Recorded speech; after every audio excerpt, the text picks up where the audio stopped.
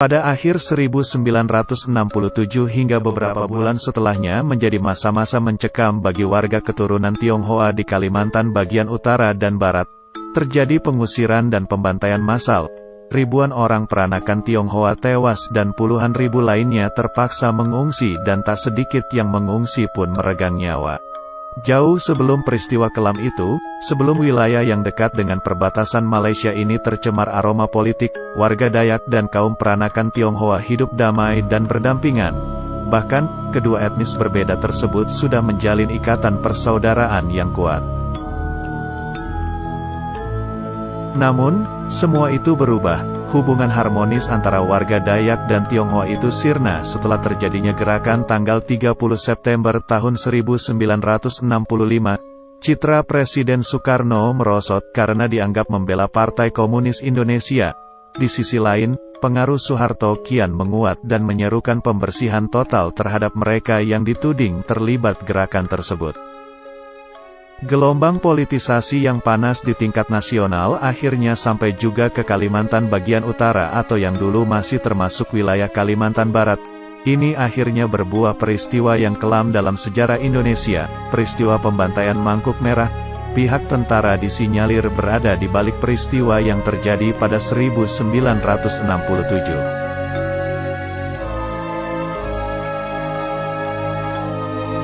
Bermula dari Ganyang Malaysia.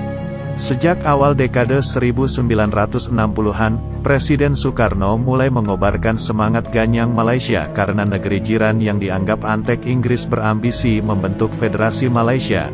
Sebagian besar warga Kalimantan Utara, terutama dari kalangan peranakan Tionghoa, yang tinggal di dekat perbatasan turut menolak keras rencana Federasi Malaysia. Presiden Soekarno kemudian mengirimkan salah seorang menteri negara di Kabinet Dwi Korai, Oi Chutat, ke perbatasan utara, Kalimantan untuk menggalang kekuatan dalam rangka kampanye Ganyang Malaysia. Oi Chutat yang kebetulan juga keturunan Cina memperoleh sambutan meriah dari masyarakat setempat. Buah hasil kunjungan Oi Chutat maka dibentuklah Barisan Sukarela atas izin pemerintah pusat. Organisasi Barisan Sukarela banyak diminati warga. Pihak yang bergabung bukan saja warga Kalimantan Utara saja, melainkan pula para pemuda dari Singapura, Brunei Darussalam, bahkan dari Malaysia yang tidak setuju dengan rencana pembentukan Federasi Malaysia. Barisan Sukarela atau gerilyawan yang dibentuk antara lain Pasukan Rakyat Kalimantan Utara atau PARAKU yang dikombinasikan dengan Pasukan Gerilya Rakyat Sarawak atau PGRS pada 1964. Pasukan gabungan ini kemudian dikenal dengan sebutan PGRS PARAKU, yang anggotanya memang didominasi oleh orang-orang keturunan Tionghoa yang tinggal di negara-negara serumpun itu. Untuk persiapan menghadapi Malaysia, Angkatan Perang Indonesia mendirikan pangkalan militer utama di Kalimantan Barat. Wilayahnya antara lain Sambas, Bengkayang, Ledo, Sanggau Ledo, Putu Sibau, dan kota-kota perbatasan lainnya. Daerah-daerah itu dijadikan sebagai tempat berkumpulnya para sukarelawan. Beni G. Setiono dalam Tionghoa dalam Pusaran Politik memaparkan, para sukarelawan dilatih oleh instruktur militer Indonesia dan tinggal di kem-kem latihan di kawasan perbatasan Kalimantan Barat serta Kalimantan Utara. PGRS PARAKU tampaknya memang dipersiapkan khusus untuk perang melawan negara tetangga.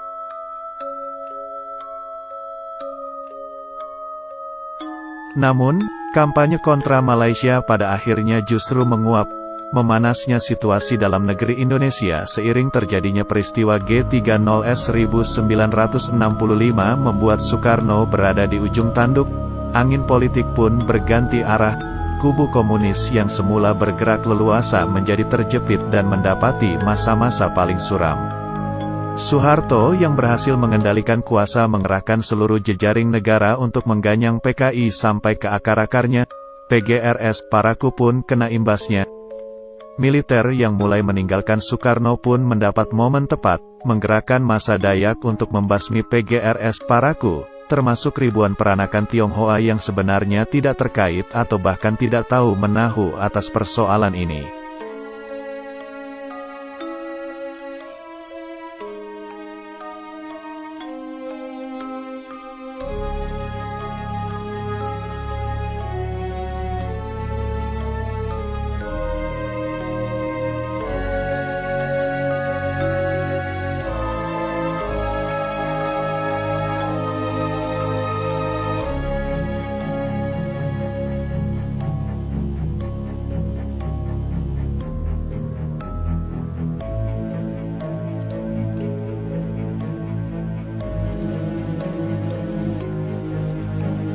Adu domba Dayak dan Tionghoa. PGRS Parakou yang sebelumnya dibentuk atas izin Soekarno, menyasar militer Indonesia lantaran terus diburu dengan tudingan pro-komunis. Pertengahan Juli tahun 1967, kaum gerilyawan menyerbu lapangan udara TNI AU di Singkawang dan Sanggau Ledo, Kalimantan Barat. Menurut catatan Indonesia Merdeka terbitan Sekretariat Negara, serangan tersebut menewaskan 4 orang anggota militer. Selain itu, 154 pucuk senjata dan amunisi TNI juga berhasil direbut.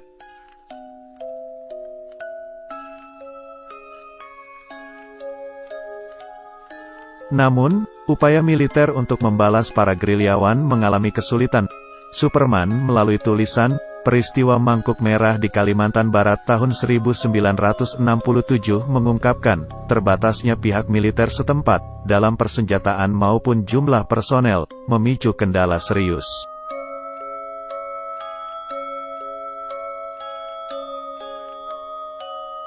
Di sisi lain, pihak gerilyawan PGRS Parakou mendapatkan bantuan dari kaum pedagang perantara di pedalaman. Mereka menjadi penyuplai logistik dan kebutuhan para gerilyawan. Namun, Superman juga menyebutkan bahwa terkadang bantuan itu diberikan bukan secara sukarela, tapi lebih cenderung terpaksa karena takut. Pemerintah pusat yang kala itu berada dalam kendali Soeharto pun bereaksi. Ancaman PGRS Parakou yang diduga berbaur dengan kelompok komunis dirasa sudah amat mengkhawatirkan, sehingga diputuskan segera pengiriman pasukan bantuan. MD Laode dalam Politik Tiga Wajah mencatat, setidaknya ada 9 kesatuan militer yang diperbantukan untuk membasmi PGRS Parakou dalam rangkaian operasi sapu bersih. Kondisi mulai mengarah kepada ancaman konflik SARA. Terjadi pembunuhan orang Dayak yang belum diketahui pelakunya di daerah Ledo, Seluas, Pahuman, Bengkayang, dan hampir di seluruh wilayah yang terdapat komunitas etnis Cina. Situasi ini, papar Superman, dimanfaatkan oleh pihak militer untuk menjadikan PGRS Parakou sebagai tersangka pelaku pembunuhan. Aroma politisasi sangat kental dalam konflik di Kalimantan Barat dan Utara kala itu. Masyarakat Dayak yang sudah telanjur murka kemudian bertekad untuk membalas dendam, dengan dukungan penuh dari TNI yang juga menghendaki pembasmian gerilyawan PGRS Parakou. Sehingga tragedi berdarah yang dikenal sebagai peristiwa Mangkuk Merah akhirnya terjadi. Tragedi berdarah Mangkuk Merah. Memanasnya relasi masyarakat Dayak dengan warga keturunan Tionghoa di Kalimantan bagian utara dan barat dimanfaatkan betul oleh aparat. Militer pun meminta dukungan dari mantan gubernur Kalimantan Barat sekaligus tokoh yang sangat disegani oleh masyarakat Dayak, Yohanes Chrysostomus Ufaang Oerai. Seperti diungkapkan Superman, orang-orang Dayak diimbau ikut berpartisipasi bersama tentara untuk menumpas PGRS Parakou. Militer melakukan propaganda dengan menyebarkan isu bahwa orang-orang komunis tidak menyukai sistem adat Dayak. Para panglima dari kalangan orang Dayak direkrut dengan dalih PGRS Parakou akan menguasai Kalimantan Barat. Disebutkan pula bahwa para pemuka Dayak diprovokasi dan ditanamkan pengertian PGRS Parakou adalah komunis yang tidak beragama dan orang Dayak tidak bisa hidup bersama-sama dengan komunis. PGRS Parakou disebut sebagai Cina Sarawak yang ingin memecah belah keamanan wilayah Indonesia. Melalui siaran radio Republik Indonesia RRI Pontianak pada tanggal 21 September tahun 1967, Yohanes Chrysostomus Ufaang Oerai mengultimatum kepada warga peranakan Cina untuk meninggalkan wilayahnya dan pindah ke kota kecamatan terdekat. Pada tanggal 11 Oktober tahun 1967, diumumkan kepada seluruh kepala kampung agar menghadiri pertemuan besar dan bersiap-siap melakukan apa yang disebutnya gerakan demonstrasi.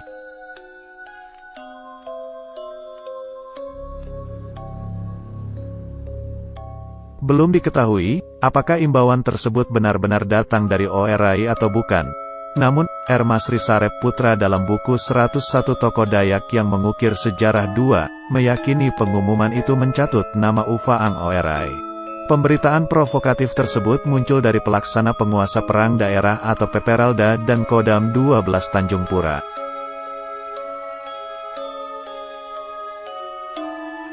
Di luar persoalan intrik politik yang sangat mungkin terjadi kala itu, masyarakat Dayak di sana sudah tersulut.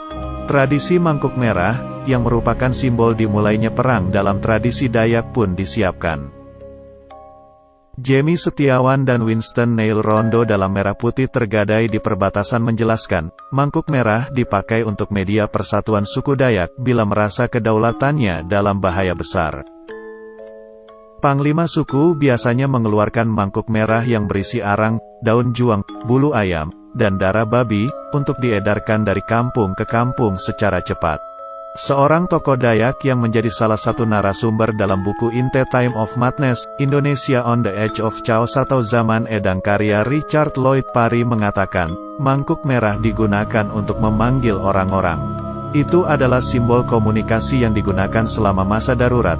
Ketika seorang membawanya dari satu suku ke suku lain, itu berarti, datang dan bantu kami.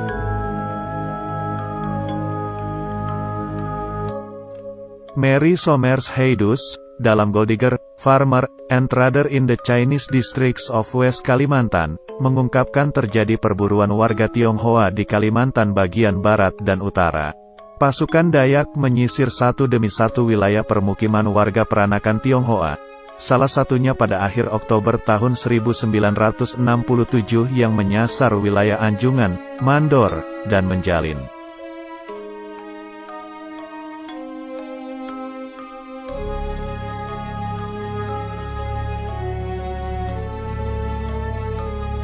Belum tuntas hingga kini.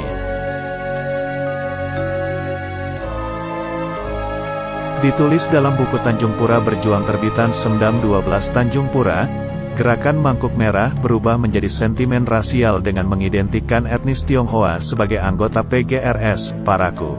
Masyarakat dari etnis Tionghoa tanpa pandang bulu menjadi korban dari gerakan demonstrasi. Aparat pun kewalahan membendung gerakan yang sudah meluas ini. Pada tanggal 14 November tahun 1967, bergabung sejumlah suku Dayak lainnya dari pedalaman. Aksi kekerasan pun semakin besar. Herman Joseph van Hulten dalam catatan seorang misionaris, Hidupku di Antara Suku Dayak mengkisahkan, mereka bertindak di luar kontrol, membunuh, bahkan dikabarkan juga memakan bagian tubuh korban-korban mereka.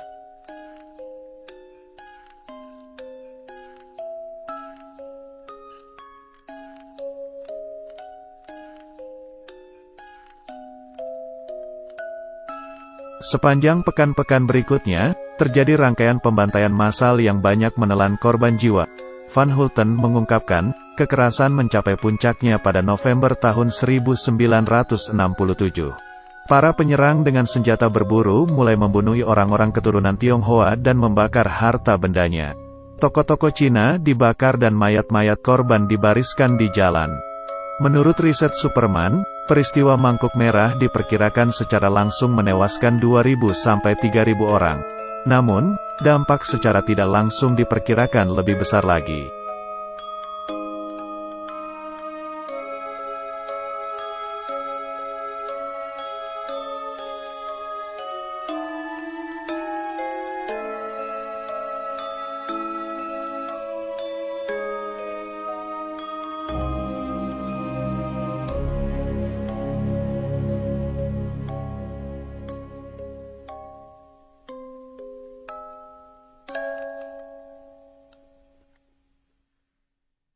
Dampak secara tidak langsung itu adalah terjadinya gelombang warga peranakan Cina yang mengungsi. Awalnya, sebut Van Hulten, para pria berniat tetap tinggal, tapi pada akhirnya mereka terpaksa ikut mengungsi. Sementara kaum perempuan dan anak-anak melarikan diri atau bersembunyi dari penyerangan di berbagai tempat. Diperkirakan, antara 50.000 sampai 80.000 orang Tionghoa bergerak menuju pesisir Kalimantan Barat, yakni ke Pontianak dan Singkawang. Lebih dari 5.000 orang pengungsi tewas karena masalah kesehatan, kebersihan, dan kekurangan pangan, baik dalam perjalanan maupun meninggal dunia di tempat pengungsian. Belum lagi yang mengalami trauma hingga kini. 5.000 orang meninggal di pengungsian di Pontianak dan Singkawang lantaran minimnya fasilitas sanitasi, kesehatan, dan keterbatasan pasokan pangan, Ungkap Tony Wong, saksi hidup yang juga tokoh masyarakat Tionghoa di Kalimantan Barat, seperti dilaporkan Suara Pemretkalbar.com, tanggal 7 Maret tahun 2016. Setelah puluhan tahun berlalu, pelanggaran hak asasi manusia di Kalimantan bagian Barat dan Utara yang tergolong amat berat itu belum terungkap sepenuhnya. Peristiwa Mangkuk Merah pada 1967 menambah daftar panjang tragedi kemanusiaan bernuansa politis dan SARA yang pernah terjadi di Indonesia. Informasi ini dikutip dari laman tirto.id dengan artikel berjudul Tragedi Berdarah Pembantaian Mangkuk Merah.